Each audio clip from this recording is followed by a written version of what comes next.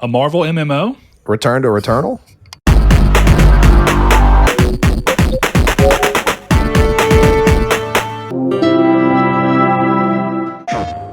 Well, hello there, and welcome to Triangle Square, the PlayStation podcast. I'm your host, Brett Beck, and alongside me, as always, is Mr. Sawbridges, bringing y'all lucky episode 239.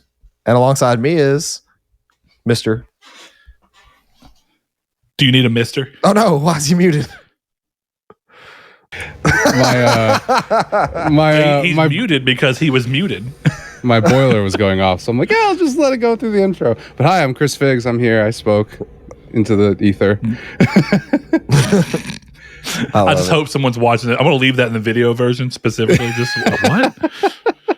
What's he doing? He's talking? Nothing's coming out of his mouth. Chris. Yes, I hope that you had a good Thanksgiving. I did. How was yours? It was fine. That's all. It was here. It was good. It was different. This is the first time I've had a weird Thanksgiving. It's untraditional for me, but it was fun. Bunch of food. What do they do? Like, Thanksgiving takes over so much. It's one of those things where you live in an area, so you're like, yeah, these holidays exist, but sometimes you really don't think about the fact like the majority of the world doesn't celebrate Thanksgiving, or at least not ours. So is Thanksgiving as an idea, like maybe not necessarily the origin of ours, but the idea of a day where you give thanks, is that pretty much like, is there a version of that in every culture? I don't know. I don't know either. But it feels weird because, we get all these things and it's like, oh, this is a holiday update. Here you go. And it's like, oh, okay. Because now I think about it, I don't really know that there's RuneScape normally has holiday things that you can do to get like events and stuff to get different items. And I don't think they've ever had a Thanksgiving one. So Animal Crossing has one, but my world is too new to have it. Too new? Yeah, like you have to get all like the city hall stuff set up and you have to go through steps to have that happen. And I haven't done that yet. Strange. Yes. Did you delete your previous world? I absolutely did. I hadn't played it in almost a year. I don't want to come back to that. There are going to be weeds everywhere. Villagers going to be dead. Dude, that would be interesting. A game where it's basically Tamagotchi, but it's like if you don't talk to your villagers and stuff, they just like die from lack of social interaction. That would be stuff. pretty cool, actually. You log back in and they kill themselves. Like you walk into a villager's house and they're hanging. Actually, that sounds like RuneWorld. That would be kind of like that. Yeah, that would be super interesting type of game. It's like you didn't speak. They leave a note. You didn't speak to me for 1 year. I was abandoned by my father. But no, that would certainly be interesting. But that Kotaku would complain about it immediately. Oh my God. Yeah, that's true. And then it would just something in the review would be about how they couldn't afford the game, so they shouldn't be able to enjoy it. Something like that. Exactly. Anyway, that would just be, I don't know. I would sometimes like you see these premises for games and I'm like, what if you just swung that really dark and did the same thing? Which I guess is technically what a game that I won't spoil sort of is, that I played recently. Chris, you should know which game I'm talking about. And I know Saul does as well, even though he played it many moons ago. I don't know what we're talking about. The game that you saw me playing. Just now? No, about like 3 weeks ago. Books. Okay. Put it in Discord. I don't get it. I might get it. I can't read that from here. Oh, yeah. I can't read that from here. Oh. I thought you were talking about Guardians or something. And I'm like, I haven't played that game yet. Although if Guardians swung super dark, I would play that game too. I would as well. And actually, in some ways, Guardians does swing a little dark. It's just that, of course, it does the normal hero thing at the end. Yeah. But there's a version of Guardians where I'm like, you could really let this go pretty rough. Yeah, exactly. Well, Chris, in the time-honored tradition of keeping with starting the show off with an update of what we've been playing, let's get a quick pulse check on that. What have you been playing this week? I think I've been playing some GTA 3. That's been good. Still sticking with Chivalry, and then Death's Door. So GTA 3, I saw you mention the game seemed to be running and looking better after that hot patch. Yeah, I can say for sure that the rain looks better. The rain doesn't obscure the entire screen anymore? Yeah, it started raining. You think it just turned the opacity? Like, let's just make that a little more see-through. Yeah, right. That's pretty much what they did. But it looks good. I never really had too many problems with the game, so just the rain being fixed, I was like, nice. This looks good. Yeah, Josh Ayers, he platinumed it. So, I mean, I assume it can't be that bad if you can go through the platinum, you know what I mean? Yeah. So, well, I don't know. To be fair, I've launch, seen. So. yeah. Good point. All right, so Death's Door. And I think you'd already played that, right? I played a little bit of it on Xbox, but I'm further than I was at that point. Okay. All right. Still very good game. Yep. No more Inscription?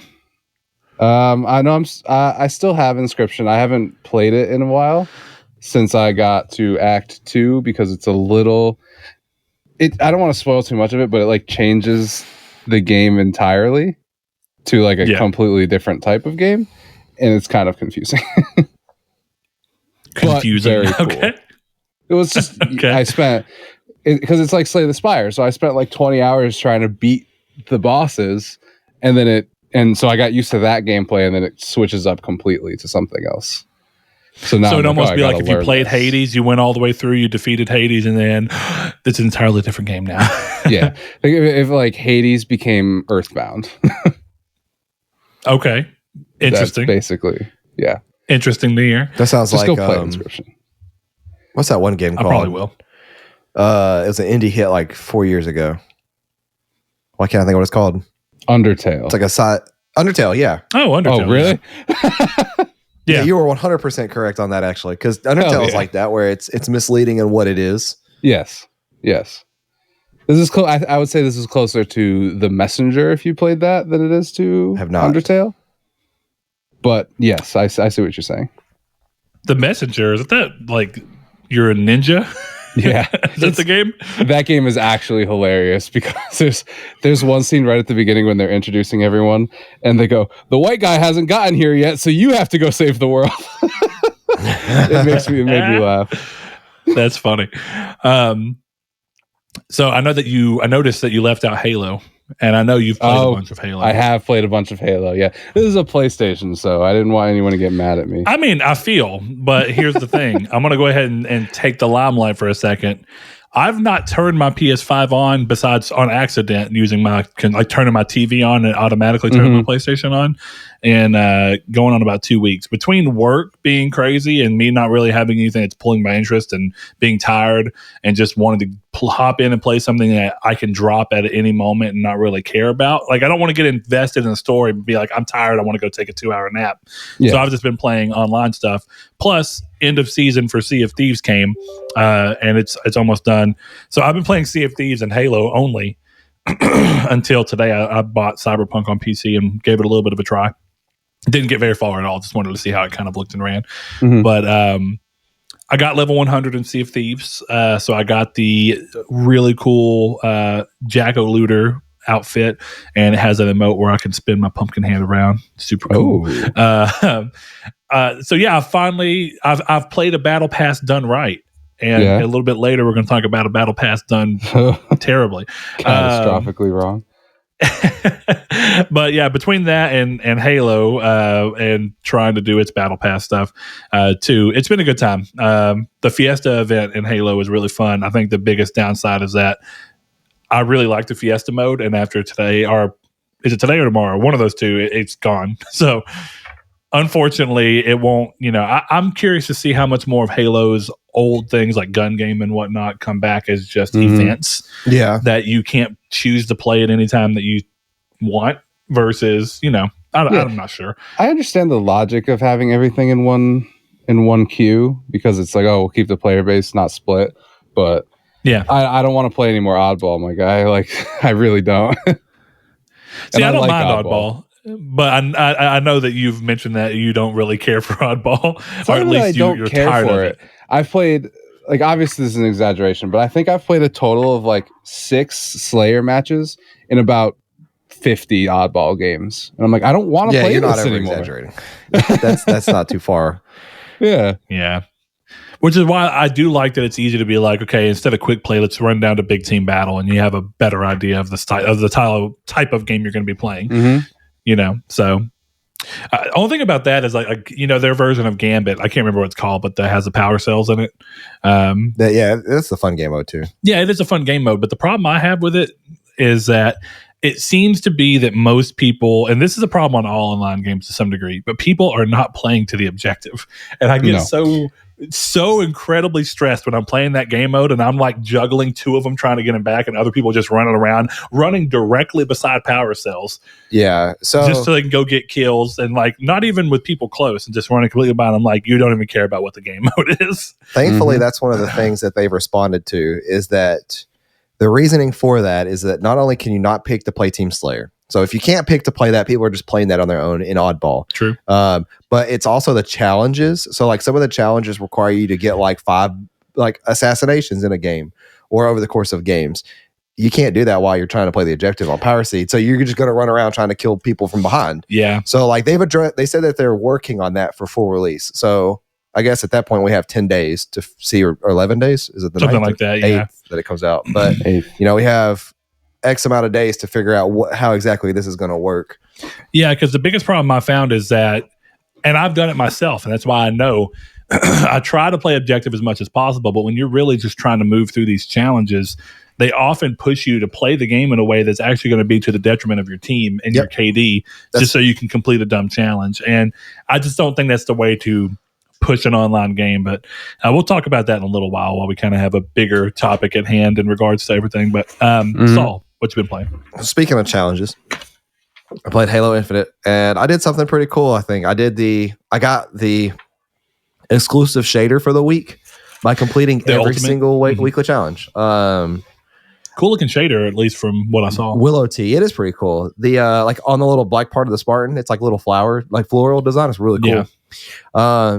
But other than playing Halo that day, I have not played other than like late at night because I have totally screwed my sleep schedule up. But last night, Saturday night, I took a break from all like trying to stay up late. I went to bed last night at 10. And then I want to say Black Friday night. Yeah, I went to bed at like 8:30 because I was tired that day too. I was just seeing like family and stuff like that. It just kind of emotionally like drains me. I just want to go home and go to sleep. Like I'm introverted. So having to do that, like, over the course of this week has drained me. So I haven't really played much this week. I do intend though. I have played Animal Crossing pretty much every day. And like, cause you can play that for like 30 minutes at a time and get what you need done. I played Pokemon Shining Diamond for the remaining time of the day. So like if I'm sitting there watching a movie on the couch, I'll play that for like 2 hours or so. And I'm fairly far in that. I'm on my way to get my 4th gym badge. And that is not the game that has come out. It needs to though. But I have bought over the course of like I got an early Christmas gift and in the form of a Visa card, and I have gotten Death's Door, nice, Skyrim Anniversary Edition, nice, and Guardians of the Galaxy, and nice. I have so like I've gotten all of these, and I am intending to play these starting this week. I want to get Guardians of the Galaxy done for my Game of the Year contender list, so I think I'm going to start that next. I got Death's Door on Switch. I think Death's Door, it even launched a little too late to like be able to compare it for Game of the Year, right? Like, didn't that game just come out like this last week for Switch? I mean, it's been out since like September, I think. Yeah, it came out. I thought it came out. Well, it came out on Xbox first. It was a very small window console exclusive. See, I thought for some reason Death's Door came out like in November for Switch. But that's also weird. Like technically the game was out for a platform. So I could see it being part of Game of the Year contenders for people who got a chance to play it back then. It didn't come out for PlayStation 4 or 5 or Switch till November 23rd. Yeah, it just came out for both of them. It's been out July on 20th on Xbox. Yeah. That's crazy. I played like the first, I beat the first boss in that game. That's pretty fun. It has really good charm to it. And I do intend on, there's 2 games for my Game of the Year. Guardians being one, and then this counts, Demon Souls being another, because Demon Souls launched too late last year. And I'm going to replay through Demon Souls again, but I'm going to do a slow play like I did Bloodborne the last time. So instead of like going through and just beating the game, I'm going to go through and take my time with it. Like explore everything. And explore everything like I did the first time I play it. Because that's how I typically judge Game of the Year, is replaying a game and doing that. If I didn't do it already, which I have, but that's why I'm going to play Guardians. Guardians would be fine for you. That game's around, like, definitely since you weren't really worried about trophies at all.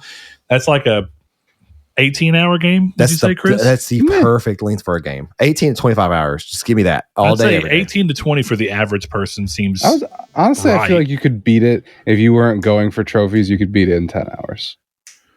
I don't think I agree with that, but you did play through more of it again for your different reasons than I did. So I don't know. Maybe. That's the game, though, that I'm most excited to start playing out of all this. So I'm going to probably play Demon's Souls through once more first, just because I know that game. I know it well, so I can get through it at a fairly decent pace while taking my time. And then Guardians will probably start sometime next week, and that'll probably be what I'm playing other than Halo. It's my side game, and Pokemon and Animal Crossing. I don't know what I'm going to play next. I'm going to take a break from Sea of Thieves because I did it. I got, I'm going to take a nice break and go away from it for a little bit. Probably going to slow down on Halo some. I mean, I'll still play, but I'm probably going to start trying to play my PS4 or 5 rather. I just don't know. I have I want to try that League of Legends Ruined King game that Airship Syndicate put out. Looks really good. And then there's, I did start playing, I don't think I mentioned that, Chris. I did start playing Lost in Random. Yeah, how was it? Did not hold my attention nearly as much as I had hoped for. Yeah. Like, it's not bad, but there's little things that I don't like about it just from like a game design standpoint.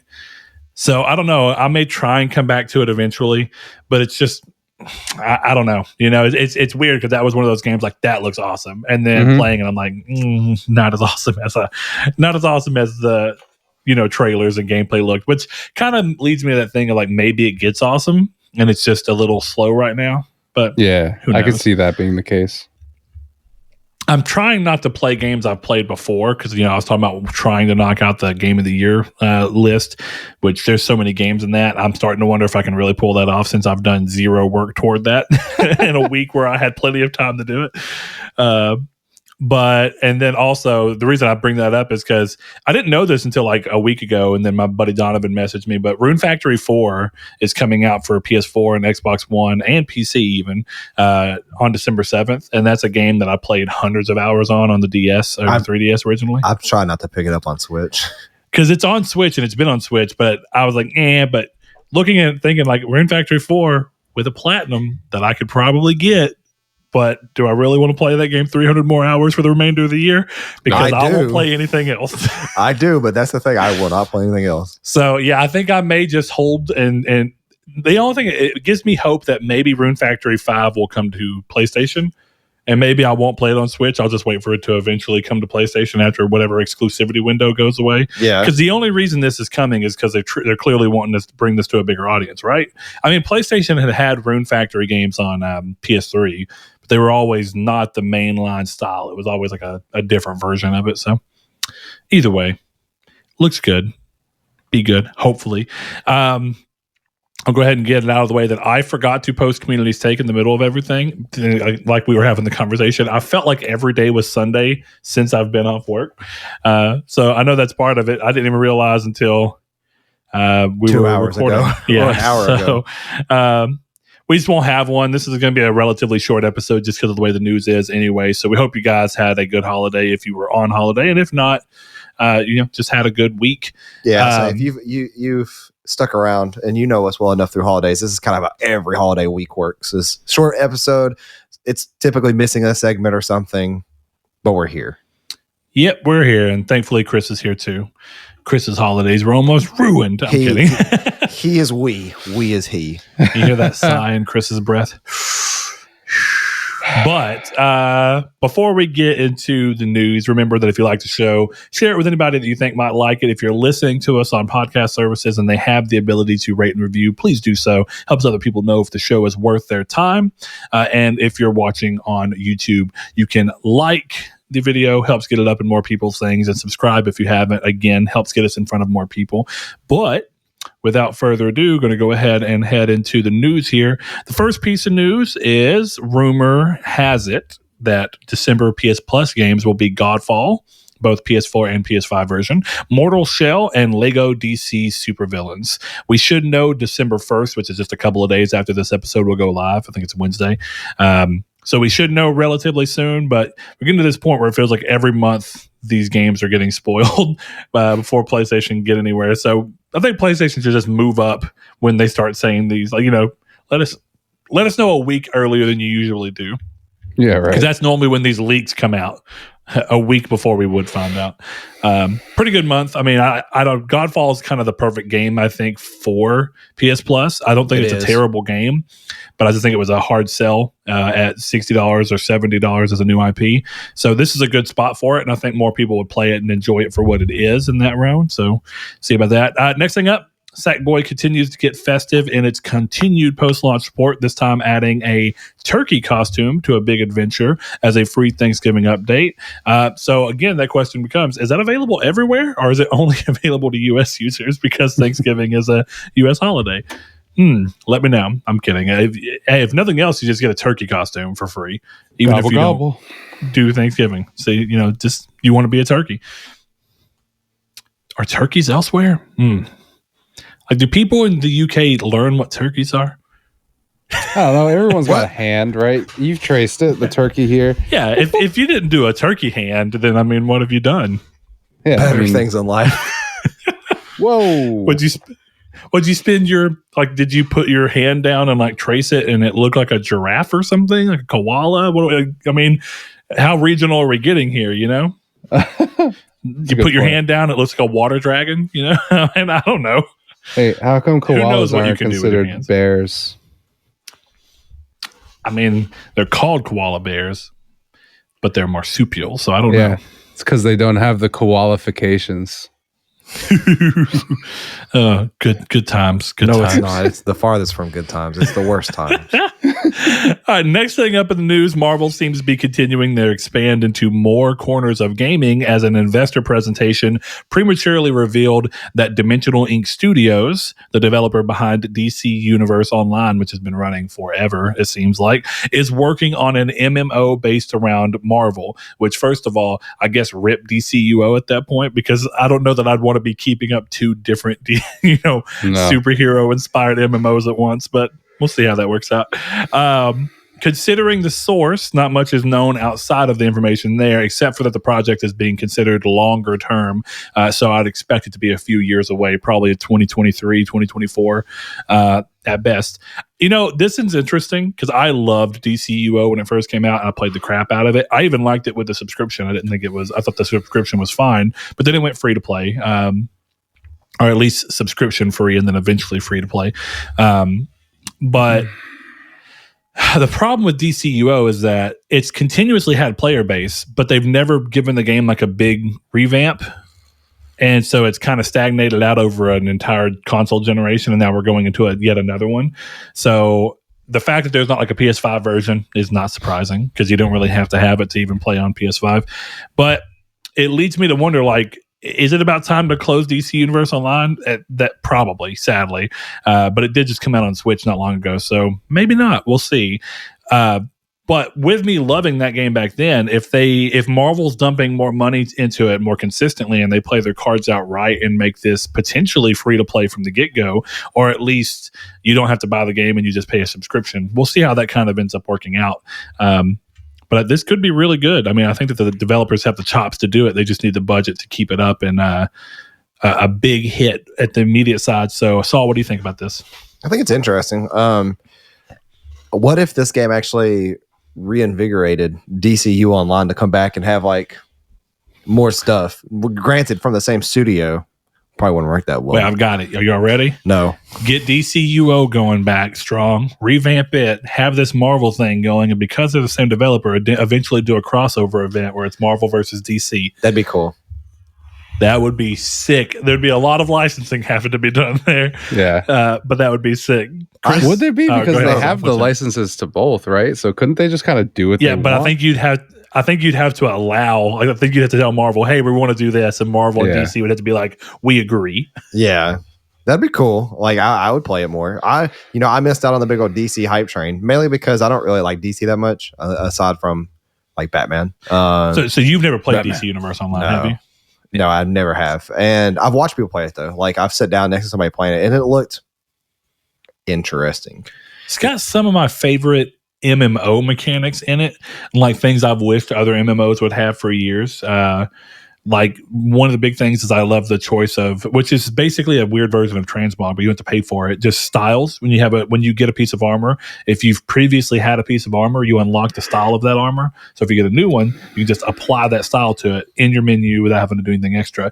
Then you have color cores, and you just have three. You have main, sub, and main, complementary, and then Warframe accent, and you get to choose those three colors in any order that you want, and that way you can really just hyper customize the way your guy looks, which I think is arguably, to the game's defense, setup is maybe it's more important for superheroes, where half of like the superhero ideas, like the character taking the time to create their version of their superhero. It's like, well, I'm going to be this hero, and these will be my main colors, and this will be my symbol, stuff like that. See, that'd be really cool. Like, and in like a Marvel game specifically, because I would definitely make a Spider-Man character. Yeah. And that's the bigger thing. Like, so DCUO had what was your base traversal? You could run really fast. I think you could fly. And there was a third one that I'm honestly not remembering. Probably just Batman, right? Like regular human ass walking. Grappling hooks? I don't think so. I think it might have been jumping or having a huge leap or grappling hooks or something like that. But you had, basically it was like, what do you want your traversal to be, first of all? And in a lot of ways, Spider-Man kind of reminded me of the running fast, because you could just run up the side of buildings and then jump off of them, kind of like you do when you're playing as Miles or Peter in like the newer Spider-Man games. Yeah. Of course, flying had its benefits, but I think that's the idea. Like you base it off of like traversal, and then what do you want the rest of your moves to be, and you can kind of move those around. But that game had ended up having raid systems that felt closer to something like a Destiny style raid, because of every puzzle piece kind of working out, as opposed to like more raids of like a Final Fantasy or a World of Warcraft, where it's more like, well, we need this many this many tanks, this many healers, this many DPS. So I like how it eschews some of those things, and I think that if Marvel gets that, I would probably be down to play for a good bit, depending on how it goes out. I don't know, Chris, did you ever play DCUO? I think I looked at the beginning screen, but I don't think I ever played anything further than that. I'm always curious to how they pull these stories off. The story for DC Universe was that Brainiac comes down and pulls people up and figures out the superhero gene and starts abducting people and making them superheroes. And then the existing superheroes are coming to break them out, because he's using them to make an army of super villains, and the heroes are coming to break them out and help you use your powers for good. So it was an interesting story setup that kind of worked within the lore. So I wonder what they would do for Marvel. And they have so many different versions. Can you be a mutant? And then also something because it would be really easy to be like, someone figured out the mutant gene and we just made everybody a mutant. But then that's more X-Men than Marvel, right? It's more hyper-focused of a certain specific section of Marvel. Or do you go real broad and be like, you can be a rich guy who's got money to make something. You can be a mutant. You can, I wonder what the overall class system would look like. You're muted again there, good sir. If I had to guess, you would have the X-Men mansion, the streets of Harlem, and then you'd have space. That's how you would choose. That's what I would do. So basically cyberpunk, right? Are you a corpo, yeah, a nomad, or a street kid? Yeah, but I think pretty much. But that would be kind of cool, and it would kind of fit everyone, because if you were like, oh, I'm a hero of New York, then it's cool, you can be Luke Cage, or you can be Jessica Jones, or I want to be Space and be Silver Surfer. That kind of stuff I think would be neat. Hopefully they do more with it than Cyberpunk did, but yeah, I see. That's my other thing, is curious as how they do the things, because you could move between Gotham and Metropolis in DC Universe Online. You basically would just go to the subways and go through or whatever, and you'd go to each area. And because I'm not as familiar with Marvel, I'm curious to what degree, like, how does navigation work in that way? Like, what do they consider their main hub cities? Because a lot of Marvel stuff is not about fake cities. It's like, we're just in New York. It's like it's real areas. So do you just choose a couple of American cities and go about your business? Like the Queens. You go to Queens and like be Spider-Man. I mean, I didn't really. I guess a lot of Marvel does kind of take place in New York, doesn't it? Yeah, most of it. And then New York and California. But it would be pretty neat if I could be like, yeah, I'm a spider guy from Hartford, Connecticut. Well, there's hardly enough tall buildings to make this work. Whoa. We are the insurance capital of the world, my friend. Oh, then y'all got tall buildings everywhere, huh? No, not really. You want a Digivice? I would love a Digivice, a real one. All right, let's say the next thing coming up, Square Enix's recent financial report didn't bring much surprise with it, but one thing I've noticed is that this year's Neo: The World Ends With You, a sequel to the niche DS title, for anyone who doesn't know about the original, apparently did not meet sales expectations set by the company. The sequel came off the back of Square porting the original The World Ends With You title, which was a DS title, to the Switch and smartphones. So I think with the limited audience for that specific remake or remaster rather, before going multi-platform with a sequel, I think all of that on top of really minimal marketing seems like Square Enix didn't really give it much of a chance to thrive.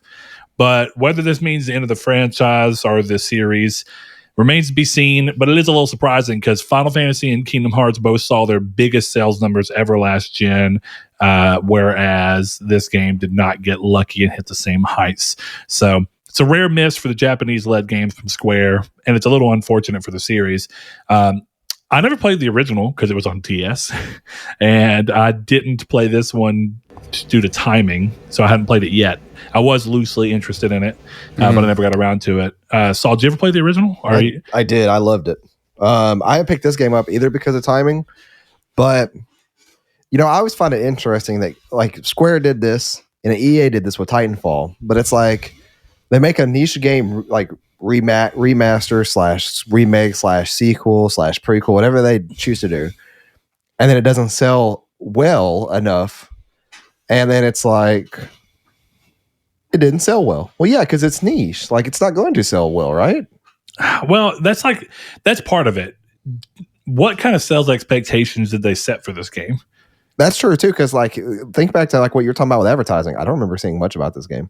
Very, very little. And that's also why it was easy to forget. Yeah. And I don't mean that in a bad way, but like I intended to get it and I was like, I'll get it later, but then I never saw advertising on it again. Yeah. And I really never saw advertising on it to begin with. Like 2 gameplay videos on YouTube is not a real advertisement, Yeah. And it's not bad that they did it this way. It's just, I don't know if this story capped up the whole storyline for this series. And if it did, great. But if it didn't, it looks like there may not be another one. So then that's just another series stuck in limbo. Well, it's, for all the complaints that Kingdom Hearts got, right, for Kingdom Hearts 3 suddenly going multi-platform when none of the other Kingdom Hearts games were available on Xbox, the same thing exists here. Why would I want to play a new The World Ends With You when I have zero clue what the game series is about? And definitely when you think about the way Square does stuff, there becomes this feeling of like, I feel like I need to play the first one to understand what's going on here, when that may not even be true. But when you don't market the game and you don't show me that I don't need previous information from it, and you lead that to little niche Japanese articles that make their way over here, or a small subsect of fans who are being vocal about what they're reading about, then you're not giving the consumer much of a chance to really figure out that the game may not be indebted to the previous games. I remember that I saw The World Ends With You, but had zero clue what it was. And I didn't really know anything about it until Dream Drop Distance introduced the characters in Kingdom Hearts. And I was like, these are some pretty cool characters. And I just never went back and played it because it was a DS game. Chris, you ever played or even been remotely interested in either of these? Not even remotely interested, sadly. I know you're not super big on JRPGs. Like for you, What kind of JRPGs really hit? Persona 5 is the only JRPG I've ever finished. Pokemon. I've finished every Pokemon game. You really liked Tales, but you didn't finish it. No, I didn't finish it. To your point. Yeah. Yeah. If you ever get a chance, try Persona 4. If you like Persona 5. I've played Persona 4. Okay. Never finished it. But the thing is, like, if I'm being honest with you, if I hadn't been in quarantine, I wouldn't have finished Persona 5, I don't think. That's a 125-hour game. Yeah, that's ridiculous. And it's funny that you say that after every time that you tell me I'm supposed to play it and I go, Chris, it's a 125-hour game. You act like that's nothing. I think it's worth the time, but if I'd been working, I wouldn't have finished it. That's the thing. Because it would have taken me so long. And something else would have come out, whereas I beat it in a week during quarantine, just sitting on my couch for all day. You know what I mean? Like, well, see, and that's the crazy thing. Like, quarantine here didn't really happen like that. Yeah, like, that's the thing is, like, Saul and I were both where we are now, and the thing that came out is like that hit, and I worked from home literally one day, and I worked from home. I wasn't in quarantine off. You know, I took a computer home, remoted into my computer at work, and then worked from home. Yeah, and then immediately the next day they're like, "All right, come back in." I think I was off work for 5 months, and I was making more money than I made working too. So it was nuts. Yeah. So we didn't quite get that. So every time someone brings up Persona, I'm like, it could be an amazing game. But just like I talked about with Rune Factory 4, which is not a 125-hour game, first of all. I just played it for hundreds of hours because I really enjoyed it. If I started playing that and got lost in it the same way, I wouldn't play anything else. So right now, or pretty much every time I look at Persona 5, there's always enough other stuff I want to play that's on the horizon that's like, I wouldn't be able to play that. Like if I started Persona 5 right now, I could pretty much say goodbye to playing Forza. I think of Horizon. I could say goodbye to playing Horizon, Forbidden West, and like Elden Ring and stuff like that, because I very likely would still not be done with this game in February. That's what it feels like. The thing is, I having finished it, I would argue it's worth the time, but I do understand. Like I said, I understand it because if I hadn't been in quarantine, I don't think I would have ended up finishing it. Even though, and now that I have, it's one of my favorite games, if not my favorite game of all time. So, yeah. I just don't like playing games. Like if I was in a similar situation, I could see it, because I don't like playing games for that long without anything going on, and that bothers me. I don't want to be like, here I am playing the same game a month and a half later, and I'm starting to miss up on certain parts of the story. I don't know. It just feels weird. One of the few people in the world who has this Persona 5 Royal soundtrack on vinyl. It's a vinyl. Unopened. It's beautiful. And it's strictly for collecting purposes, because he hasn't opened it and listened to it. Well, I have it on Spotify. The thing is, I bought it for $80 and it's now like $300 on eBay, so it feels irresponsible to open. But it I just heard if looks you take a vinyl so nice and you fold it like a taco, it sounds better. Can you clarify that for us real quick? Sure, I'll go grab one of my other vinyls. Chris, do you have a vinyl player? Yeah. I really didn't know. I know that you had a couple of vinyl, but I thought most of them were like for collecting purposes. So no, I listened to, I think there's only 2 vinyls I own that I haven't opened yet. It's all right. Yeah. When I get a house, I get a vinyl player. We'll see what Square does in the long run with this. I don't know. Square is so weird. It took them so long to make a sequel to begin with. That's why I think it's weird why dump the resources in just to be like, all right, don't market it at all. Yeah. Here's the hope that they don't do that again. But I'll tell you this: we're getting a sequel to we're getting another Star Ocean. So I mean, and after Star Ocean 5 was pretty meh. So, and I can't believe that game sold very well either. So who knows? We got a Nier Automata when the original Nier sold like garbage. And then now you look at it. Now you look at Automata plus Replicant. Yeah, selling 6 million units for Automata alone. Yeah. Chris, you had something to say before you threw up, and what was that? That was Iago. No pleasure comes from that game for me. No, I was thinking while we were talking about this story and you're talking about the advertising, do you think they do stuff like this on purpose? Where they're like, okay, you guys are clamoring for The World Ends With You. We don't want to make it, so we're going to make a sequel. We're going to tell nobody. So that when our financials come out, we go, we're not making another one. Sorry. I think 100% they sabotage their IPs like this, because that's what Titanfall was. They saw Titanfall was like this close, tight-knit community. that want this game that doesn't have no money in monetization for battle passes because it's such a close, tight-knit community. So they're going to make 2, but they're going to launch it the exact same week of Battlefield, which has a much larger community, a massive community that's diehard dedicated fans to spend money on. And then they're going to say, oh, well, it didn't sell well against Battlefield, so we're just not going to. I think that one is a little bit different because I think in that specific example, they were trying to shotgun blast Call of Duty. And they're like, one of these will win. And we'll just throw everything at the wall and see what sticks. Exactly. Because that was the thing. Which I think is even more dumb. If you're going to do this, why would you put 2 at the same time? I get where someone might have had that idea, but that's what I was about to say. I think the dumbest thing about what they did at Titanfall 2 is that Titanfall 2 probably had a really high chance of actually getting up to Call of Duty status, and they crippled it by putting it up beside something like Battlefield that had such a built-in thing. I actually think it did for a little while. So you lead people to have this idea of like, well, I can only buy one. Titanfall was originally exclusive and multiplayer only, and I don't know if I care for it, so I'm going to stick with the devil I know. And then some people get so conflicted. There's people that could have bought Battlefield that decided to go with Titanfall instead, and then you just lose those sales across from people being like, I'm only going to buy one. It just made zero sense. But to your original question, that seems so dumb because at the end of everything, your IP is the only value that your company a company like Square genuinely has. They have all these development studios and stuff, but the development studios are worthless unless they're making some form of an IP. So unless you're partnering with Microsoft to make their quadruple A game.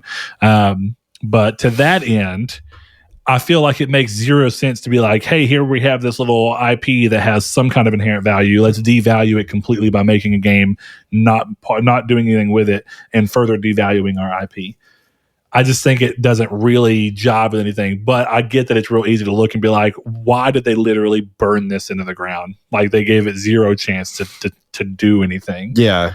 I don't know. I think it comes down to they give so much budget and then they start looking at the game and they'll be like, maybe word of mouth will work. And so they decide to pull money from marketing so they don't have to spend more in the game. And at the end of it all, it just doesn't work in their favor. And then they have the secondary benefit of being like, well, y'all kept asking, now we don't have to do it anymore. But, to Chris, the opposite. Do you think that's ever true that they make a game, they try to like not market it or anything to be like, God, maybe we can get away with not making any more of this. And then the game ends up blowing up and they're like, shit, now we have to make more of these. I'm honestly curious if that's what Apex was aiming for. Or Nier. Apex did the same thing. Apex was like, we're going to launch in like 3 days, but we're not going to tell anybody. Yeah, the funny thing about Nier, bringing that up, is that who knows also, right? But the thing about Nier that's funny is at the time they gave Nier to the same creative director who had never had a smash success outside of the first Drakengard. Yeah. And was that even a success? Drakengard 1 was a big success on PS2, and that's why Drakengard 2 and 3 came, and then the original Nier. But at the time, if you think about it, Platinum Games was in their funk where like they hadn't released a acclaimed game in quite some time. And so it almost seems like they were like, Platinum has been messing up lately, and we have this dude, all these people want these Nier games, let's give it to them so we can shut the fans up, shut the creative director up who wants to work on another one. And then lo and behold, Platinum makes an actually great game for most people's standards. I know, Chris, that's why I said most people's standards. And it goes on to be great. So I don't know. I think that's it's an interesting thing to see, but I don't know if we'll ever understand business ideology. You know what I mean? Like what numbers were they looking at that made them think, we don't need to advertise this anymore. Yeah. So next thing up, 12 Minutes, originally released as an Xbox console exclusive, is coming to PS consoles. Players can unravel the mystery set within this top-down adventure game, Time Loop, starting December 7th. Oddly big year for Time Loop titles. I don't know what's up with it. Speaking of Time Loop titles, Housemark took to Twitter to share a cryptic tweet with a screenshot accompanied by a simple, quote, atropos, ... end quote. Just so you know how weirdly vague it was. Many are taking the screen, which appears to be like a stone head of sorts in an underwater environment. I'm not really sure. As a tease for an upcoming Returnal DLC. Maybe we'll see a reveal of some sort if there is going to be DLC at the Game Awards. Saul. Yes. I know that you, of all of us, liked Returnal the most and got the furthest. What you thinking here? I think Returnal has a lot of untapped like space horror aspect to tie into it. I agree with that. I am not a fan of the ending of that game. So do you think that they could use DLC as a way to basically not retcon, but in a way create a new ending? Maybe. I don't understand what DLC could do with the ending that game has. I'm going to be very spoiler free in my talking, but with the way they set up the ending and the meaning behind it, it's like one of those endings, like I think me and you called it like day 2 of us playing it, of like what the ending was. And I don't know what DLC could do to it that could retcon it, or that could, I'm not saying they should change it, but I'm just saying like I don't really know what DLC could do outside of from an actual story perspective or anything, right? Most DLC could do is just strictly gameplay. Yeah. And some of the enemy designs and boss designs of this game were fantastic. It's certainly one of the games that I would consider my game in my Game of the Year contenders, surprisingly, because at first, I just did not think this game had $70 of value into it. But then the amount that I played of it, the sheer amount of hours I put into this game versus all the cool features that this game had, like the DualSense support and stuff of that nature, it made it worth $70. And it's one of those games it's interesting because not many roguelites motivate me to keep playing past too many roguelites have like here's the ending, but that's not the real ending. You have to play it 4 more times or 5 more times to get the real ending. And not many of those motivate me to do that. That's kind of the problem I had with Hades, is that I felt accomplished enough after the first one and the little bit of story it gave that I was like, I know that there's more story here. Yeah. But I just kind of want to do something else. Yeah, and see, it's rare for a game like that to motivate me, and it did. So I really enjoyed it, and I'm looking forward to seeing what the DLC could be. Yeah. So, well, we'll see. I mean, the biggest thing is that I'm curious to see if Returnal continues to sell more as more PS5s get out there, because I know it's a niche game, but releasing at the time it did, you would think that the majority of day one owners for consoles like this would be more receptive to playing a niche game, because they're a little bit more of a core gamer style than the slightly more casual aspects of some people who will wait a little bit longer. But also PS5 just had a lot of hype behind it. And I think you have the same thing that happened with Switch, where the lack of them being easily accessible makes people want them even more. People who would have otherwise waited are starting to get that feel of like, they're hard to get. I need to get one. It's like a status symbol. It's like when Chrono first became a thing and people were freaking out over toilet paper. And you got to the store and you finally found toilet paper. And you're like, man, I don't really need it. But if this is going to be gone here soon, I might as well buy it. Yeah. Like it's like you become one of those people. Yeah. And it's hard because you go through those types of things where you get that fear of missing out that can happen very easily. Okay, hold on real quick. Saul's looking at a PS Vita 2 render. This is the ugliest thing in the world. I absolutely hate when people make renders where the controls push into the screen space and you end up with this really oblong, weird shaped screen where there's like a curve taken out of each side. Yeah, like a notch around the controls. Who would play games on that? Nobody would. Like, or they would. They're gonna no. I would hate that. This is also ugly. Oh yeah, that's something we can talk about too. Real quick, we'll go ahead and talk about that. Sony patented, and it's just a patent, doesn't ever do anything, but Sony patented a gaming controller that looks like a DualSense with like a 7-inch wide screen that's only like 2 inches tall in the middle of it. Chris, did you see this? Mm-hmm, I did. It looks goofy. That's really the only way I can say it. It does look I mean, what do you think the end goal is for something like that? Do you think that they're trying to do what some people were hoping originally, where there was talks about the DualSense having a screen in the middle? I think it's just a phone attachment, right? I didn't read too much into the patent, but wouldn't that just be the logical, like Occam's razor is the streaming, and they want to be able to give you something for your phone that's Sony branded, right? Well, this shows... That's the thing, is this doesn't look to be if it is a phone thing, then I was unaware of that, but I also did not read too far into it. So we're kind of just going off of I'm just looking at initial. See, why would you want it pushing into your vision? Why are all of these like that? Like, look at this button inlay is on the screen. Like the screen goes around it too. Like, look at that. Everybody's got caught into this cell phone pocket. You know, yeah, you guys the are talking hole about punch the one idea. where it's like the whole front is the screen, but the buttons are on the screen, so you're playing. It's so dumb. I hate that, dude. That's sick. I don't know what this is, but this looks like the that's PSP Go. This looks like the Xperia phone or the PSP Go. What was it? PlayStation Xperia, wasn't it? Yeah, it was the Xperia Play or whatever. Xperia Play, yeah. I would buy that in a heartbeat. But I'll tell you what's wrong with that PlayStation controller, right? That's ugly. That is horrendous. Now, let me show you. For anybody that does not know, just look up the Razer Kishi. It's this right here. It's the thing that they posted on our Discord already. Which is a phone attachment. And that looks miles better than that. Well, the handles, despite being far more comfortable, because I will say that, the handles would make this more comfortable than that. But yeah, that looks a lot better than it does. And what's cool about stuff like this is like, these are on a rail system. You just slide them together and lock them in place. And then they become this big. Versus that, which that's not going to be portable. See, that's the big thing is like looking at what's showing here. It looks like it's literally just a big controller it's a with big a screen in the middle. I don't think that there's. I want to look into it for a second, but let's see, because it's saying it's for a PlayStation Mobile is what they're calling it. So, Chris, I could see why your idea would think it'd be a phone attachment because it would almost need to be at that point. Otherwise, if they're doing this without it being a phone attachment, it becomes this idea of a completely separate controller with a screen in it. At this point, just make that a dedicated handheld, right? Mm-hmm. Yeah, I would agree with that. You're very likely right, but the way the patent is shown, it doesn't show any of the art of it sliding apart or anything. So it just ends up looking like a weird thing in the middle. It could work. I don't know. I think it looks really goofy, but it continues to show that Sony has some form of interest in looking at the idea of having some way to play their games on the go.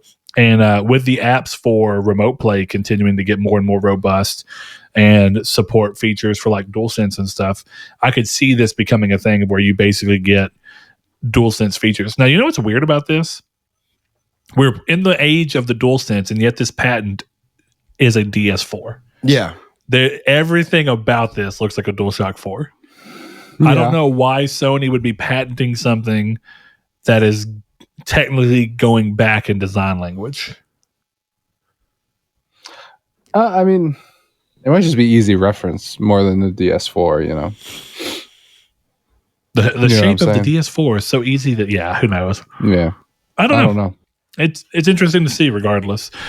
So anyway, two more things to look at. First thing that is up is Uncharted Legacy of Thieves Collection apparently is not bringing Uncharted 4's multiplayer mode alongside its remaster for PS5 and PC. According to the ratings board, note that the title includes, quote, no interactive elements, end quote, which they view as the ability to interact with other players. So, unlike The Last of Us Remastered, it looks like we will not be getting multiplayer here, which is in line with the other Uncharted, the Blue Point Uncharted games they did for PS4, because Uncharted 2 and 3 did not get their multiplayer come forward either. So not too big of a surprise, but in case you were looking to maybe get into Uncharted 4's multiplayer, you have to actually go and play Uncharted 4 on PS4 for that. Last thing up is a couple of weeks or maybe like a month or 2 months ago, we had a little rumor or report about an artist who was working with an Irish language artist who was working with a composer who had mentioned that they were doing a big remake that could be shown at the Game Awards this year or end of the year. And it looks like a recent podcast said, and this is from IGN's the article that we're looking at, but Xbox Era's Nick Baker said that the reported big remake mentioned by the folk singer is indeed a remaster of the sequel of, or I guess technically spinoff of Chrono Trigger, which is Chrono Cross. It was a PS1 game from the original PS1. And what's more, Baker's sources tell him that will be multi-platform as opposed to PlayStation exclusive. So that is a Square title. And the one thing that's a little interesting about that is if you're making a game like this as a multi-platform remake or reboot or whatever you want to call it, Why would the composer be referring to it as a PlayStation, like a big PlayStation game? Chrono Cross is a big PlayStation game. I mean, it was for sure, but I think it's a weird way to go about talking about it. Doesn't mean it can't be the way that it was talked about. I just find it to be a little odd. Didn't she say like a big PlayStation exclusive? But I don't think she said that the game she was working on was. She was saying that she was making a game that was a PlayStation exclusive. At least the way, like, I know why you would take it that way. I guess just looking back, I'm like, okay, I guess like Chrono Cross was a PlayStation exclusive and whatever. So. Yeah, Chrono Cross certainly was a PlayStation exclusive, and maybe that's what it is, operating on the fact of, hey, it's a remake of an original PlayStation exclusive, so then the assumption to be made would be that the remake would then be PlayStation exclusive. Yeah. Yeah, I could see that. I mean, if you look at, that's why I think no one was surprised when Final Fantasy VII Remake was announced as a PS exclusive, because the original game eventually made it to PC, but from a console standpoint, it was an exclusive. So, yeah, apparently still is. Similar thing. I love Chrono Cross. I played the hell out of the game as a kid. I'm one of those people that it's probably very nostalgia driven. That's why I didn't play Chrono Trigger until far later. I like Chrono Cross way more than Chrono Trigger, and I know that that's most people's. It's backwards. I've never played Chrono Cross. Oh, really, dude? For a PS1 game, I thought that game looked crazy incredible. I couldn't believe it. So this is pretty cool. I like that. I like the idea, but it also makes me wonder, would this really be a remaster or a remake? I feel like in the era of gaming we're in right now, I would expect a remake. But it's funny, the wording here says a Chrono Cross Remastered was also among the numerous titles listed in NVIDIA's GeForce Now leak. But do you think that's just an idea of them using remaster as basically a word to encapsulate bringing a game back in any form? Very well could be. Yeah, that's probably what it is at this point. Just a colloquialism. Yeah, for sure. It's interesting. I don't know, because we haven't gotten anything from Chrono in a long time. It would be a little weird to me if they were honestly going to remake Chrono Cross as opposed to Chrono Trigger. I would almost say that they'd have more fanfare if they announced a full-on remake of Chrono Trigger. But I think the problem that you deal with at that point is that since Chrono Trigger is a top-down classic RPG, and if you remade it now, the remake would almost undoubtedly be a full 3D game, and people would be mad that you were changing the style of a game, whereas Chrono Cross, already being a full 3D game, has the ability to kind of do that. But Chris, we're talking about the combat for KOTOR. Yeah. And how it's pretty rough, but the game is still great. And that is not surprising that they're going to be making the combat more action oriented in the new remake. What do you think they'd do here? Because like Final Fantasy VII Remake did not keep Final Fantasy VII's original active time battle system in place. So do you think a Chrono remake would end up going more action oriented, real time combat? Maybe. I don't know. I never played Cross to begin with, so I don't really have a frame of reference for it. But it's very turn-based classical system. I mean, it's not that it's turn-based. Because I don't know. I played and I didn't finish it, but I played a lot of Final Fantasy VII, and I really liked the original battle system. And when I played Remake, I was kind of like, I wish you just kept it the same way. So I hope they just leave it alone. Yeah, I personally love the kind of middle ground they reached with 7, where you could essentially play 7 as almost entirely turn-based if you just chose to do so, but having a little more control. I mean, if nothing else, I like the idea of bringing a remake to where you have both options kind of there. So if people want to play it as similarly to the original as possible, they can kind of get there. And if someone wants to play it in a more modern way, they can kind of get there. But it depends on how you do those, because there's series like Dragon Age that do that idea of like it can be real time to a degree, but then we can also stop and do the tactical view where it pulls the camera up top down and you can kind of see everything. Yeah. So there's ways to make it happen for sure. Saul, would you prefer? I don't want to say prefer. Right now, do you think is a good time to come and just make a big remake and actually keep it classic styled? Like, do you think that, I guess, would either of you really think that the turn-based would have a negative impact on the game's marketability? I do not. I don't think so either. But I assume they changed Final Fantasy VII for marketability. Otherwise, I don't think that they had to do anything to change Final Fantasy VII's combat. I'm glad they did because I personally prefer it, but I still would have played it and enjoyed it if they didn't. Yeah, it's hard to say if they did that or not, strictly because people not liking turn-based. Because look at Persona 5. Yeah, I mean, you're right. But then again, actually, it could be done like Dragon Quest because Dragon Quest allows you to do either or. Yeah. So and maybe that's Square's answer to this, right? You don't even have to think about the problem if you just make every combat system basically work either way. Because 15 had the same thing as 7, not nearly as smooth or where you could go into it with a single button press, but you could go into the menus of 15 and change 15 to basically be that it would pause between every action. Yeah. Which is like I think Knights of the Republic is the first game that ever did that. So, I mean, to that end, if you make all of your games to where you can play it as real time or as turn based as you want, you don't really have to go through the question of is Square going to do this or is Square going to do that? And I think it makes it easier to bring some of these new games forward because there are going to be people that are like, oh, I really want to play this because I hear great things about Chrono Trigger, but I don't like turn-based. Or, oh, I've heard great things about Chrono Trigger, but I wish it wasn't real-time. You can kind of just strike that middle ground.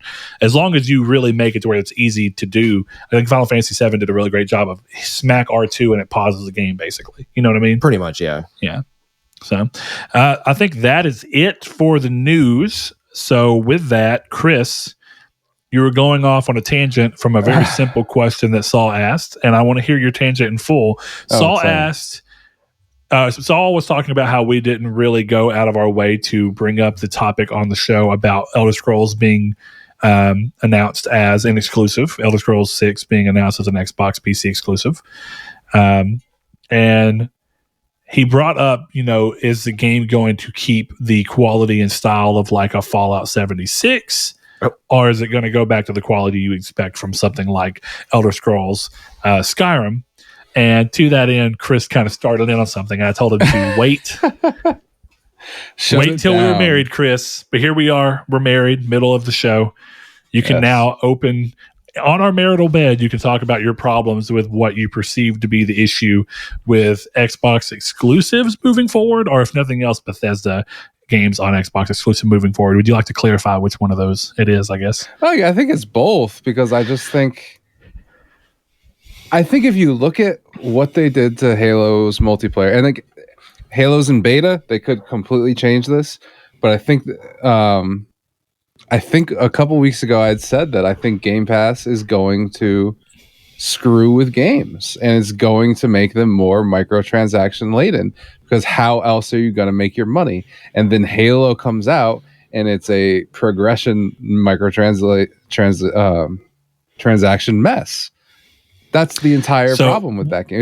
It's the only thing I want to add into this right now. Yeah, go ahead. And I think it is an important distinction is that what you're talking about is Game Pass, but Halo Infinite's multiplayer is actually 100% free to play. Correct. Surprisingly, you don't even have to have Game Pass.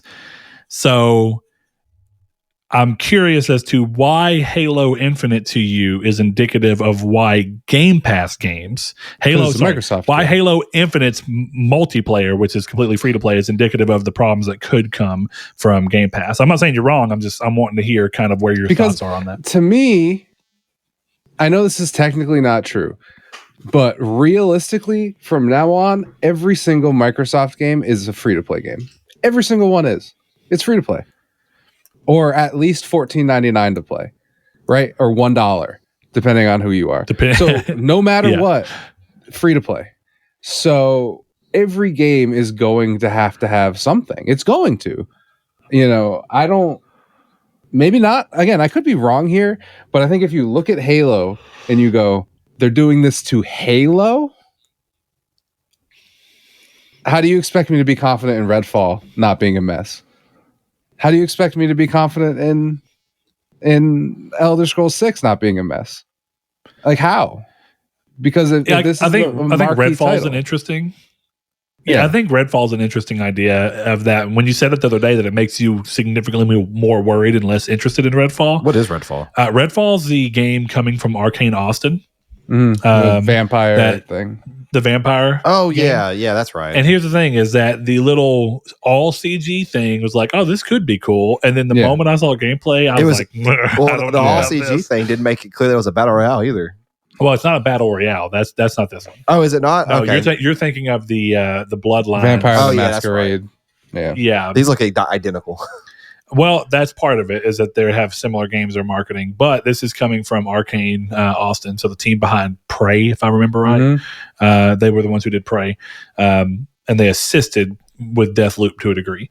The Claptrap. But the gameplay that was shown was just like a Left 4 Dead style vampire game, is what it looked like to me. And I could very easily seeing that get bogged down really quickly. So my interest in that game is already lowered. But kind of to speak to the same thing as you're talking about there, Chris, I did bring up, and it's funny because Halo Infinite is far worse. I brought up a while back that I think that the prices for cosmetics and all of that stuff that you can get in Sea of Thieves are crazy. I think an outfit only for $10 and then having to buy the matching weapons for $10 more, and then buying emotes for $10 more is ridiculous. I think it's too much money personally.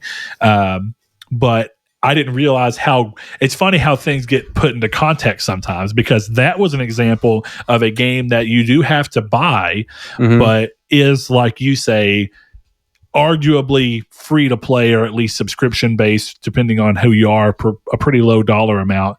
And they're still feeling the need to stipend and find ways to funnel money by charging what I thought was too much for costumes and stuff. And then Halo comes around the corner, and guess what? A single outfit armor set in Halo Infinite cost $20, literally double of the already high amount.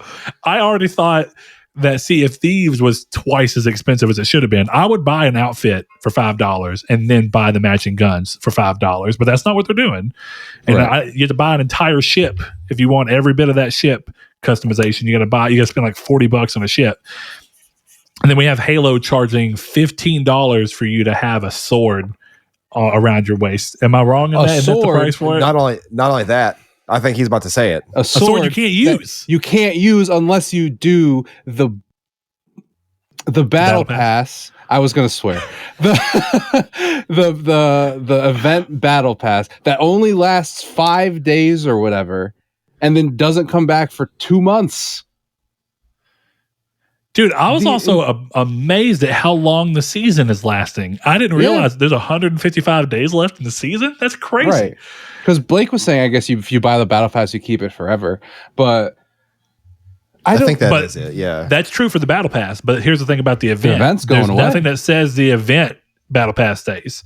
And if the event's not there, how do you build towards that battle pass anyway? Exactly. Because it's really not a battle pass; it's an event pass. Yeah. So like when Fiesta goes away, the battle pass that's with Fiesta goes away with it. Yeah, until it comes back. Which. Right.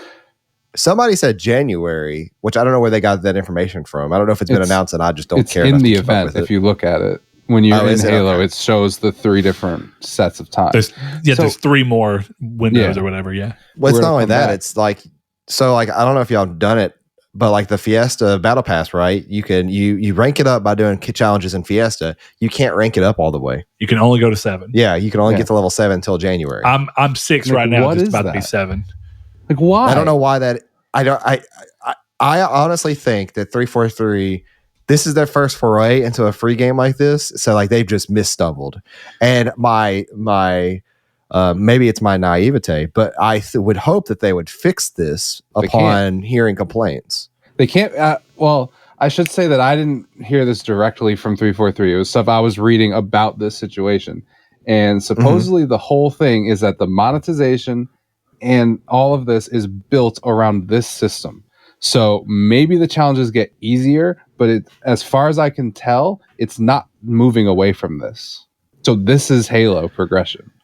And I don't think the challenge system in and of itself is a bad idea. Yeah, I think the way it's implemented to consistently pull you, and they're so specific that they pull you out. Like I spent an entire game not playing objective because I kept trying to get to a ghost so I could hit people with the ghost cannons because I had 2 challenges that were the exact same challenge. Yeah. And so to move through and try and get the next Fiesta one, I was trying not to use a challenge skip because I had one, and I ended up using it because I could do. I spent an entire big team battle match trying to sit there and be close enough and not kill or die to where I could be there when the ghost spawned. Every single time, I'd either get killed right when it was coming, or I would be like, it's finally here. And then someone would like grapple shot to it or something and get onto it. And I was like, I went an entire game. I couldn't even get on the ghost. Yeah, it pissed me off to no end. And I thought, I have spent this entire capture the flag match doing 0 of the objective. I haven't even killed the person who has the flag. I'm just, To be fair though, that's not exactly Halo's fault because Destiny falls prey to that. I think didn't Apex fall prey to that too with their daily challenges? I think challenges are inherently a problem to that degree.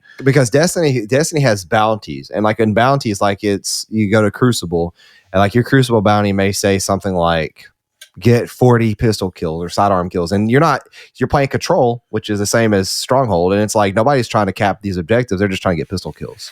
Mm-hmm. Well, and there's that as well. And I think that sometimes you can, like, I think that one's loose enough that you could do that while you're doing the thing. A good example, and I still thought it was dumb, and I want to talk about that in a second, but a good example is I had a challenge that came up of get, again, 2 of the same ones. I had get 3 kills with a pulse carbine and then get 10 kills with a pulse carbine. Yep. But I can do that while I'm playing the objective. Yes. That's a little different. True. Because it's quite easy to get a pulse carbine in the game. It's not as easy as to get onto the ghost. So when it's telling me to get, 30 kills with a ghost or whatever, it was very frustrating. But then comes the same idea of I felt like this was a challenge that completely goes against the rules the game sets for itself, because we're told that the game is set up like Halo, where your energy weapons, or whatever you want to call them, the alien weapons, are set up to burst through your shields, and then the kinetic weapons are supposed to be what you finish people off with. And yet I'm being told to kill people with a pulse carbine, to where once the shield drops, the damage goes to hell, and I'm trying to get kills on them after the shield drops almost immediately. And I feel like, okay, why would you give me a challenge that plays against the game's design? Well, and I thought that was an odd idea. It's also, I wouldn't listen to whatever said to do that with the plasma weapons, because that's not really how they work anyways. Well, that's what the load screen says. Yeah, that's more of like the lore behind how they're used. That's not how multiplayer mechanics work. Because like that pulse carbine, it's hard to use, but like if you use it properly, it can kill anybody in 3 bursts, 3 trigger pulls. Yeah, well, what's weird about it though, good example, because it still works. You're right, and that's how it works for me. I got the kills. But what I thought was interesting is that pretty much the first burst drops their shield. Yeah, shield, you see the shield break, and then you have to do 2 more. Yeah. Whereas, and I tried it, if you break their shield and then immediately switch to the assault rifle, they're done. Yeah. And I was like, so it is right. I mean, but don't think of it as that way, because then it's like it doesn't make any sense. Well, what do you mean it doesn't make sense? Well, I mean, if people who would think that, they would read that as a challenge, and they're like, okay, well then how can I kill people? Because they're thinking that's not going to kill them, it's just going to do shield damage. But the thing is I could get a more efficient kill if I would just use the guns in the way that they're designed to work. And I think that's weird. But I do want to refocus this conversation a bit. In the weeds, I know we're getting lost in Halo. But and I get what you mean. Halo is potentially indicative of a bigger problem. Now, I'm still curious, because I think the fact that Sea of Thieves and Halo have this divide between the monetization and the Battle Pass, a good example, right? So what we were talking about, Blake started playing Sea of Thieves after Halo. He's only been playing for about a week and a half, maybe 2 weeks now. And in those 2 weeks, he's already like level 70 something or 80 something. And he did get a couple levels. They started a double XP weekend this weekend, but he was already like in the 60s before that happened. So how does that battle pass get so right to where in a week and a half of playing pretty consistently and diligently, he gets more than halfway through the battle pass, and yet here we are in Halo, free to play, not under Game Pass specifically. And I think I've been playing a ton of Halo, and guess what level I'm ranked? I'm battle pass level 9, and I think Blake is below me because he's getting stuck on challenges. And that's the other thing, is challenges don't expire. So if you just get challenges you're not good at, and you have to just basically you have to 50 XP yourself up to another level to where you can hopefully get a challenge skip and then skip that challenge.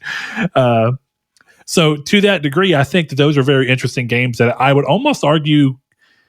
I think that the argument about it to a degree is there in Sea of Thieves, because I do think Sea of Thieves consumables, whatever they're called, not consumables, but aesthetic items are overpriced. But they're not overpriced to the degree that Halo is. So I think looking at that as an example of how these two games do things very differently shows where Microsoft's free-to-play mindset is versus their behind a paywall mindset is. Do you understand what I mean? Mm-hmm. So I think, if anything, Sea of Thieves might actually be the biggest indicator that Game Pass itself, when a game is truly under Game Pass, and I'm a little surprised that they chose to go completely free to play with Halo and not just lock it behind Game Pass, where, like you say, it's so cheap and there's so much more with it that you basically have the same idea. For the record, I did some math. You know, it's not free to play. It's 3 cents to play. Because given the amount of games on Game Pass, $14.99 up versus 400 games is 3 cents a game. So Halo is 3 cents. Oh, so you're saying if Halo were under Game Pass, right? The Halo so really, campaign. what you're really saying is that Sea of Thieves is 3 cents to play, Halo is free to play, and that 3 cents means that everything doubles in value. Yes. for cosmetics. Well, okay. It's like I said in that conversation we were having before, is Sea of Thieves has unlocks in the game, correct? Like just what do you base mean game. by unlocks? Base game, if you play through that game, you can unlock stuff. You can unlock costumes. I don't know. Yeah, you can with money that you earn in the game, you can buy outfits that are in the game. And then you can also earn, by playing the game, the equivalent of the actual currency. Yeah. Right. And then buy stuff that way. I didn't spend money on my dog, but I have one. Right.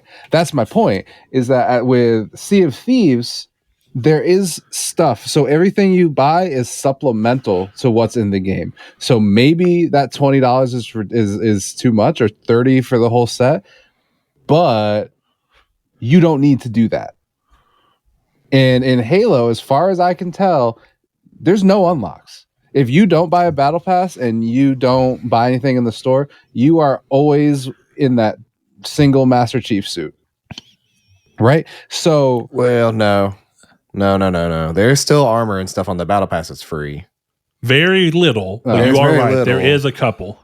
But Chris, you are correct. I mean, I get your overall thing. The majority of the free battle pass is challenge swaps, so that you can and XP boost, so that you can continue to climb this battle pass that has so few free items that it feels not worth it. Whereas in Sea of Thieves, if you do the whole battle pass, even if you don't pay for it, you get an entire set of what's called the Wicked Web set by the end of it. And it comes with Wicked Web Banjo, like all the equipment, all the weapons, all of the clothes that you need to complete that thing. But once you get level 100, you have the entire thing. Then if you buy the pass, you unlock all the Jackal-Looter ship stuff and costume stuff. Right. And for $10 on that, holy crap, dude, what it would cost you to buy the equivalent of 2 costumes, 2 weapon sets, and the majority of a ship would cost you like $100. Yeah. You know what I mean? Yeah, my point is really just that the amount of stuff makes it easier for me to swallow the prices in there, because that's the thing with Apex. I can unlock a ton of stuff in game without spending money. I choose to spend the money, so I don't get to complain about the price. That's how I see it. But we're kind of losing the forest for the trees, I guess. The thing is, I just don't. I look at this and it makes me worried about the future of all these games. It makes me wonder, okay, can they really make money off just that 3 cents? Right? Like, if you want to look at it that way. If enough people are doing it, arguably, I mean, because, you know, it never really becomes 3 cents. Man. Well, what do you mean? $14.99 maybe if you clarify better, I'll change it. Yeah, sure. How many people have to buy Game Pass to make? How much do you think Elder Scrolls is going to cost? $100 million? Because that's what Skyrim costs. It's going to cost way more than $100 million. Yeah, I agree. I'm just using what. Yeah, Elder Scrolls Skyrim 6 will probably cost 200 to 250. Yeah, they're not making 200 to 250. You're not making that back that way. I don't know. I just don't see how you can put these things on this service and then you can't. You have to charge for something. You have to charge for stuff, and it makes me worried what becomes of that charge. Are we going to get to a point where it's okay? You know how like with Odyssey, where you had the double XP boost. Is that going to be in Skyrim? Maybe. Who knows? Like you have to think about all this stuff. Right. Well, and see, that goes into the idea of, do you remember when the great microtransaction problems of like the 2013 to 2017, like, or was it 17 when Battlefront 2 came out? Yeah, something or like 18, one of those 2018, two. I think. And that game just got lambasted for being pay to win and all these different. That was issues, actually right? pay to win, though. Yeah, that was genuine pay to win, and that's very true. But do you remember? 2017. You remember back in like 2013, and Mass Effect was kind of one of those. I think Mass Effect 3 was in on this conversation as well, but a lot of games were. This idea of DLC that is DLC are items that you have to pay for, but day one, they're already on the disc. That was the idea back then when digital gaming wasn't so prevalent. So now we're in this world where if you're doing Game Pass, this is a completely digital game. You're doing it that way. And I think you're going to get into a thing. I'll give you this, Chris. I could see this thing where Elder Scrolls comes out, and then we kind of come back to this idea of horse armor from Oblivion. That was the big joke back in the day of like, you're charging me this much money for horse armor, and that's your DLC. I think I could see that. I could see it being an issue where Elder Scrolls 6 comes out, and then most of the coolest designs that they have for the game are strictly DLC, because that's exactly what happens with Sea of Thieves. Mm-hmm. There are plenty of ones that are not, thankfully, but a lot of the really cool ones is like, oh, okay, they're not going to add anything more to the game. Every design they come out with past, post, beginning of the game is going to be there. Reasonable enough. But I think at this point where people start looking at day one DLC or day one cosmetics, and then things like XP boost start to ask people or get people to ask the question of like, if it wasn't for Game Pass and them trying to monetize this to some degree, even if it's a more reasonable degree like Sea of Thieves, where the game is fully there, but then there's $10 armor sets and stuff you can buy or whatever you want to say.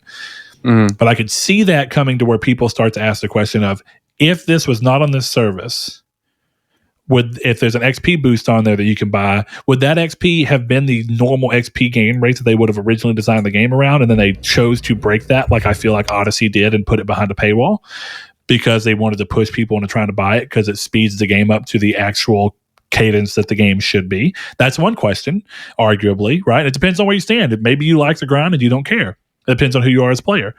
But then also that idea of, is this DLC things they designed and realistically could have been in the game, but they chose to monetize them? That's the same question that people were going for all the time. They talked about DLC, meaning disc locked content, as opposed to downloadable content. Yeah. At some point, that was early PS4 days. But I don't know, man. I think the way the current gaming landscape is going, partially because of Game Pass and subscription-based ideology around these things and free-to-play games and games as a service, I don't think that the idea of that, and since there's not a physical disc involved anyway, I don't think that conversation comes around the same way, whether that's for better or for worse, sadly. No. I am genuinely curious if there'd be enough uproar from anybody to really push Microsoft away from doing this with their games. I don't think enough people are going to care because they're going to feel like they're getting a good enough game for the same thing you said, right? Say they spend that $14.99 and they only pay Skyrim for 1 month. They only paid $15 for Skyrim. I think people be or whatever, Elder Scrolls 6. People will be a lot more mad if they paid $60 and then day one there's locked content. You know what I mean? I think that part of what makes Game Pass interesting is that price. Yeah, there's also it would be near impossible to blame it on Games Pass though. Because you do have games like Assassin's Creed Odyssey coming out that is doing literal dislock content for prices, and that's a full price game. Or you have games that come out that's made by Bethesda, like Fallout 76, that come out in day one. There's costumes in the shop that cost $20, and they go through the scandals that they did, like the whole bag thing. Do y'all remember that? Like where you're supposed to get a nice quality canvas bag. Yeah, I remember. Don't forget, it's Bethesda. So it's going to be nearly impossible to blame this on Games Pass when this could all just be Bethesda being Bethesda. To a degree, and definitely when we hear the story of Microsoft allowing Bethesda to keep like a relative autonomy under their umbrella, to the point where they have their own publishing arm that's set up alongside Microsoft as opposed to the other way around. So, I mean, I don't know, Chris. I think right now I get your concern. And I think that Halo is probably the worst example of what people are talking about. And I would 100% agree with you if Halo was Game Pass and played the exact same way with progression system and everything, then I'd be super worried. The fact that it's free to play gives it a current exit strategy. It's like, okay, maybe it's not Game Pass's fault. I think I'd have to see a game hit this way and be under Game Pass And maybe Redfall will be that game. Maybe it won't. Who knows? Well, to be fair too, for like me. Oh, I'm sorry, Chris. Go ahead. No, you're fine. Go ahead. Go for it. Oh, because go ahead. Bouncing around. All I was gonna say was that I just think doing this to Halo, free to play or not, and not getting this stuff right, indicates where their marquee title. At. It indicates, okay, we need to maximize profits out of our games, and that doesn't mean that any of these games are going to be bad. I'm sure Skyrim's going to be great. I'm sure Starfield's going to be great. Halo, for all I know, could be a Game of the Year candidate. That doesn't mean Skyrim. I know. I heard it. Skyrim. Skyrim is great, so I'm right. Skyrim 2. But Skyrim 2, Redfall, whatever. You know, they just completely dropped the Elder Scrolls. It's just every game now is Skyrim. It's Elder Scrolls 6, Skyrim 2. But you know what? Yeah, here's how that would be okay. If that game launched, if Skyrim 2 launched, right, and it's the base map that Skyrim is, but then you could actually go to like Cyrodiil. The other places. I mean, Cyrodiil borders right up against it. It does. Breville is, is it Breville? Or Bruma. Bruma's right up against the gates of Skyrim. I think you're right, yeah. So, speaking of which, there's a version of, it's pretty interesting. There's a version, I think it's Skyblivion, where in Oblivion, they are actually making it to where all the gates actually have like people, like all the gates to the neighboring things that you can go to in the game. Yeah. You can like see people coming in and it affects who comes in. Like you can see people coming in from their native lands and they change the environment to make it feel more like you're on the edge of that world. It's pretty cool. Seth has a mod on his computer where you could like literally like it's, if you go back from like Kovach in Skyrim and you go, what's that like south? I guess it's southeast or western city in the most furthest down city. What is that in Skyrim? Do y'all remember? No. It doesn't even have like, it's not a major city. Starts with an F, doesn't it? Falkreath. I think that might be right. Yeah, if that's what I'm thinking it is, like you can follow that main road that passes that city, and like you will literally like go to the you could go to Bruma in that mod and go into like Cyrodiil, and it looks fantastic. So I thought that's pretty cool. So is a community's take question this week? Assuming we're done with this one, right?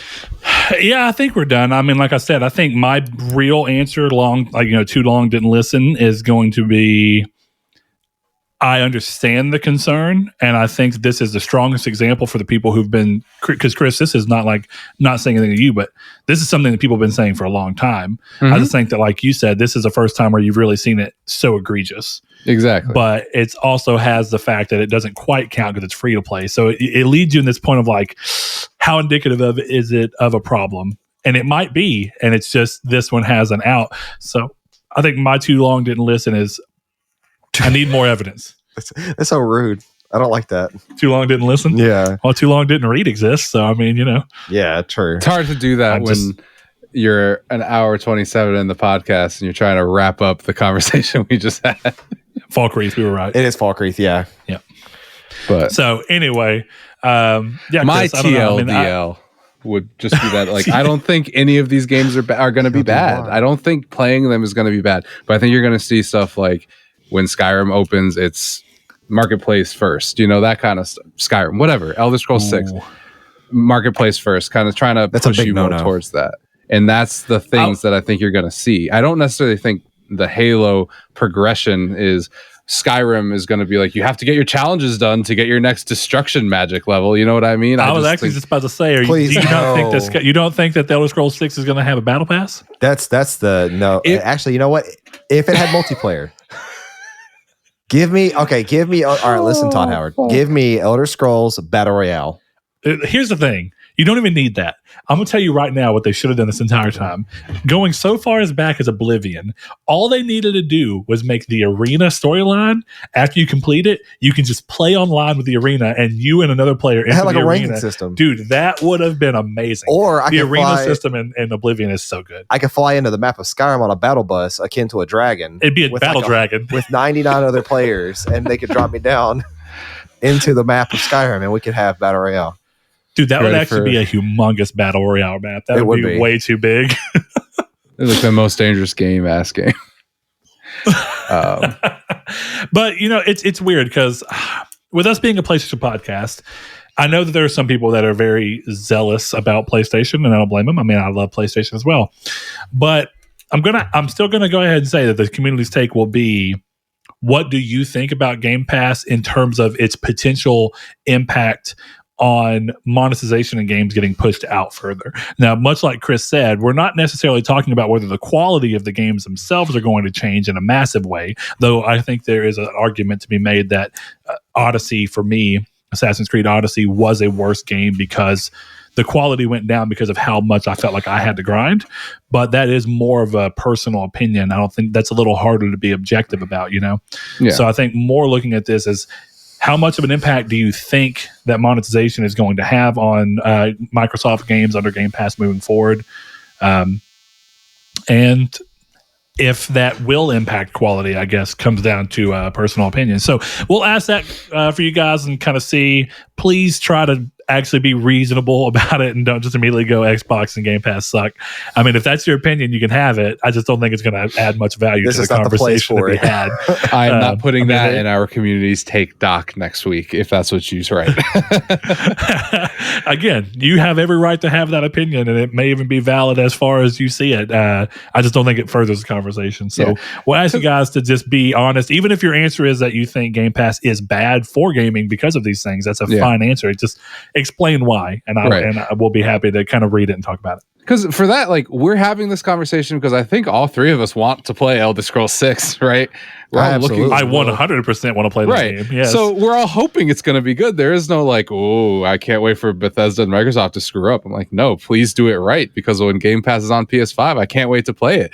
But no one here is looking for them to fail. I think if anything, we're more concerned about it than failing. I think it's kind of like when Saul brought up Fallout 76. The aspect of that is that while I didn't think Fallout 4 was nearly as good as I know you did, Chris, I still think, I still want Fallout games to do good, like to be a good game and to do well, so I'll enjoy them. And Fallout 76 was not that at first. Nope. And whether or not it is for many people now is still up in the air, because it still seems like there's not that many people playing it as opposed to Fallout 4. So I think when you look at it that way, we're not hoping that this game fails. What we're hoping is that we don't see Skyrim, not Skyrim. God, Chris, you've polluted the whole conversation.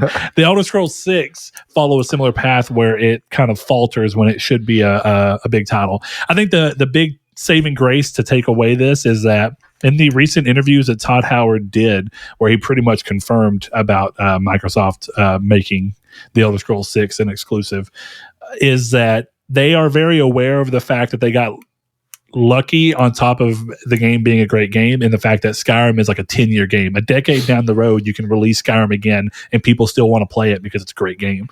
And I think that they are aware that if they want the Elder Scrolls series to keep its name and keep its fanfare, that he actually said, we have to think about this as, how do we follow up a 10-year game with a new 10-year game? Like, we've got to make a game that will last a decade in reverence.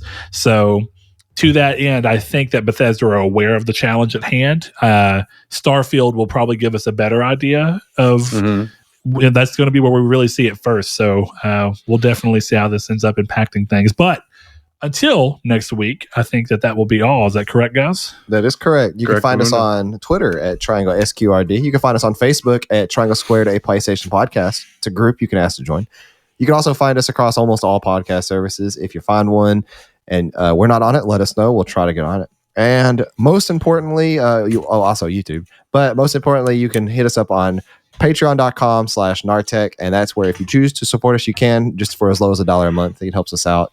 But also, don't forget to join in with the memes and the fun conversations in our Discord, which is always linked in the description below. A cool perk that you get for being a Patreon is at the end of every episode, you get your name read off, just like right about now. So I'm going to close it off with thanking you guys, both Chris and Brett, for being here for episode 239. And we'll see you back for 240. All right, guys. Big shout out to Ham and Egger, Bailey Robertson, Rob Warpoint, Josh Drago, Mark Schutz, Cypher Primus, Kyle Grimm, Richard Schaefer, Rude Days 93, Joshua Lago, Landis, Zachary Sawyer, Kevin Bacon Bits, Luke Rabbit, Danny Villalobos, Solitary Red, Jehudi MD, Sean, Derek Porter, Corey Hickerson, Constantly Kenny, Matthew Green, Sean Sanderud, The Stonard, Steven Salazar, Shadowist, and my name is Dan. Thank you all. Thank you all.